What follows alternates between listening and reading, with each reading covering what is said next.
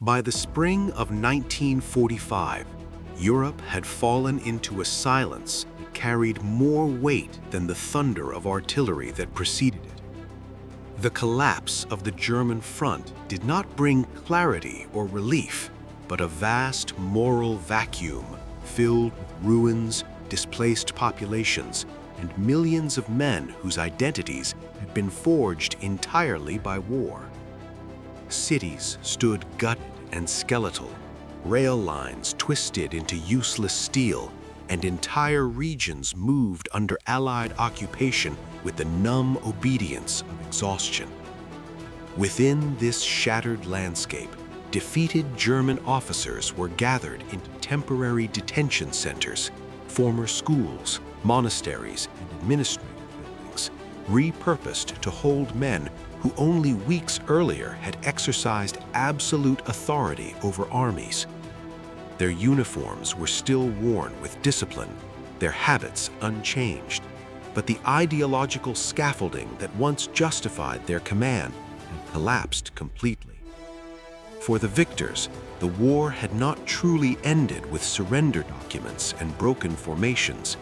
A deeper struggle had begun, one that would determine whether the end of Nazism would also mark the restoration of restraint, law, and moral distinction, or whether victory would corrode into revenge. How the defeated enemy would be treated in these first quiet months would define the ethical character of the peace that followed. The Allied forces inherited not only territory, but a deeply compromised military culture shaped by obedience elevated above conscience. Many German officers in captivity were not political architects of genocide, yet neither were they ignorant spectators. They had functioned inside a system where legality had been hollowed out and replaced by ideological command, where atrocities were processed through paperwork, transportation schedules, and security orders bearing official seals. Some had protested internally, filing reports and objections that vanished into bureaucratic silence. Others had convinced themselves that professionalism required endurance rather than resistance. The distinction between direct criminality and administrative complicity became central to the post-war reckoning, not to excuse, but to understand how mass violence had been normalized. For the Allied command, reducing all enemy officers to identical symbols of evil would have erased the mechanisms that made the crimes possible. Justice required precision. History demanded explanation. Without disciplined witnesses who understood the inner workings of the German military structure, the record of how genocide unfolded through ordinary command channels would remain incomplete. The treatment of these officers, therefore, became a matter not of sympathy, but of historical responsibility. Within military tradition, rank is not a decoration, but a functional identity, recognized even by adversaries who have spent years attempting to destroy one another. The Allies chose to uphold this principle even after victory, maintaining that capture did not automatically erase professional standing until legal judgment determined otherwise. This decision unsettled many soldiers who had witnessed camps and mass graves firsthand, but it was enforced with deliberate consistency. Enemy generals were addressed by title, housed according to regulations, and expected to maintain military conduct. This was not forgiveness, nor was it respect for ideology. It was respect for procedure itself. By maintaining protocol, the Allies preserved a boundary the Nazi system had erased, the boundary between lawful war and criminal domination. For the prisoners, this treatment offered no comfort. Instead, it stripped away the last defenses of denial. Being recognized as officers while facing the consequences of what that officerhood had enabled forced an internal confrontation far more severe than humiliation ever could. Dignity, when undeserved, becomes an unbearable burden.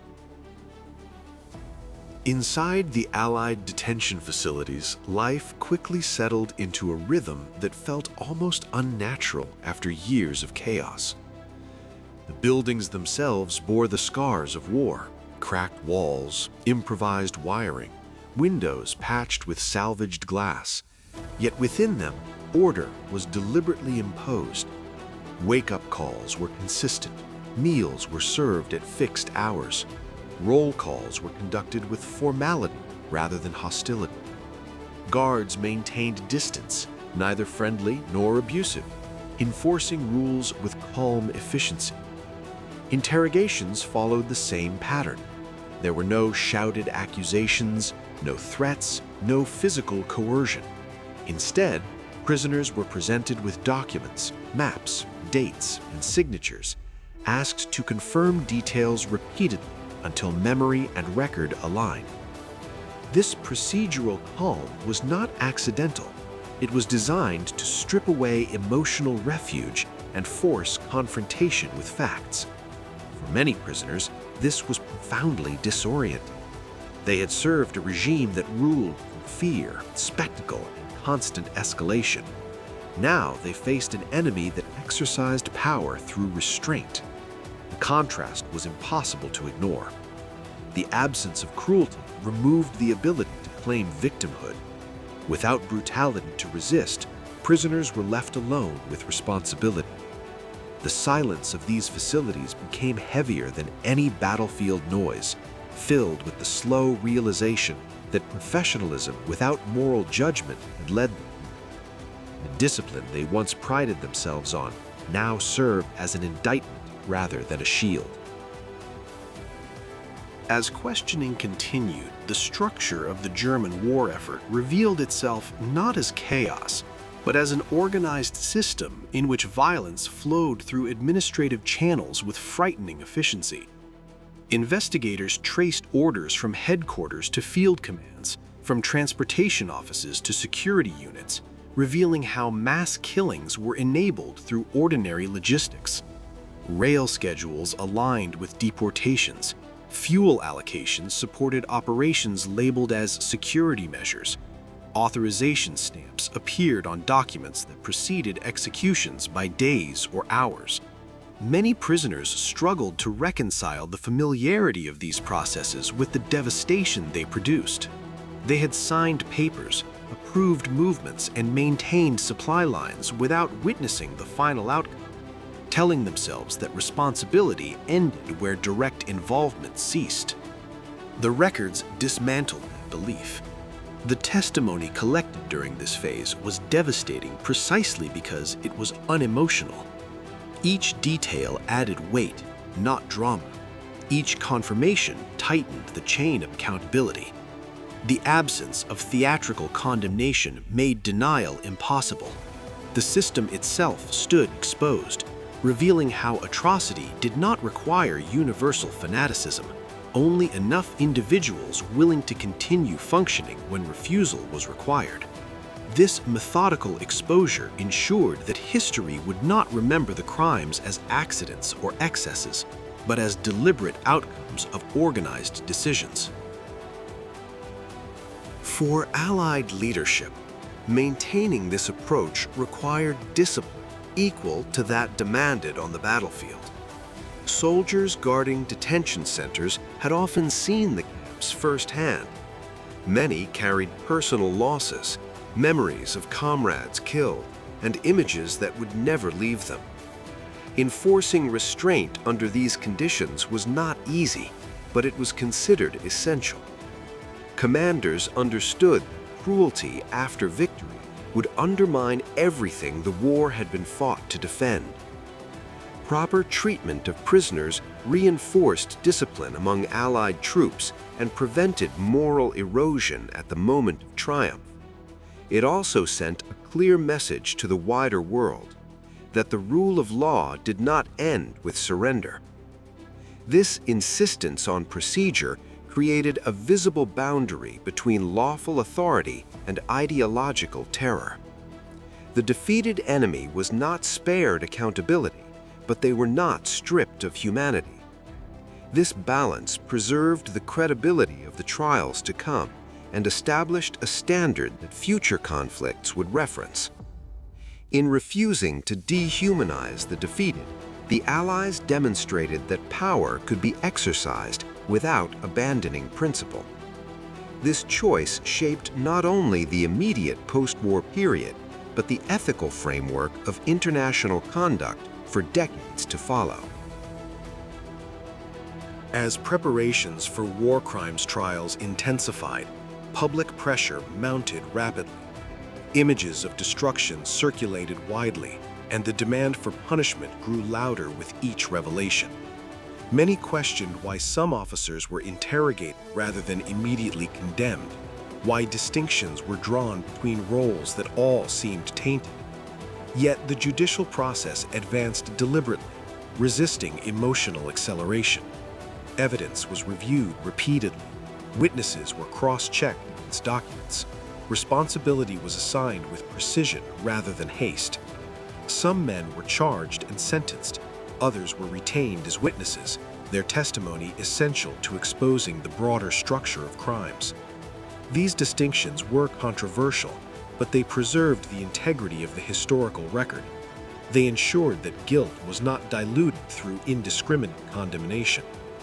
The trials established legal principles that would reshape international law, asserting that obedience did not absolve moral responsibility, and that administrative participation could constitute criminal complicity. This careful approach transformed the trials from acts of vengeance into instruments of record, ensuring that the crimes of the war would be documented with clarity rather than consumed by outrage.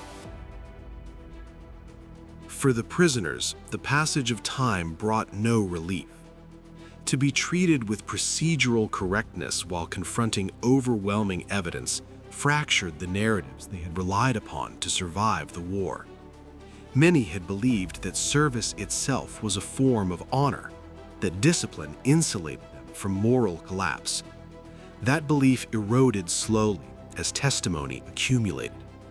The recognition granted by their captors, being addressed formally, housed properly, expected to behave professionally, became a constant reminder of what they had failed to uphold. This recognition offered no redemption. Instead, it forced sustained self-examination. Some withdrew into silence. Others attempted justification, only to abandon it under the weight of records bearing their own signatures. The war ended not with surrender, but with prolonged confrontation, carried out in archives, interrogation rooms, and quiet detention facilities where memory replaced command. The Allied decision to preserve dignity under extreme pressure reshaped how future wars would be judged. It demonstrated that restraint was not weakness, but disciplined strength exercised when revenge would have been easier. By refusing to mirror the brutality they defeated, the victors preserved the moral framework that gave their victory meaning. This choice influenced military ethics, legal doctrine, and historical memory, reinforcing the idea that how a war ends matters as much as how it is fought. The treatment of defeated officers became a silent declaration that victory did not grant exemption from principle. It affirmed that justice required clarity, patience, and self-control, even in the face of unimaginable crimes. This restraint became one of the most enduring legacies of the conflict. In the end, the legacy of those months was not defined solely by verdicts or sentences, but by recognition.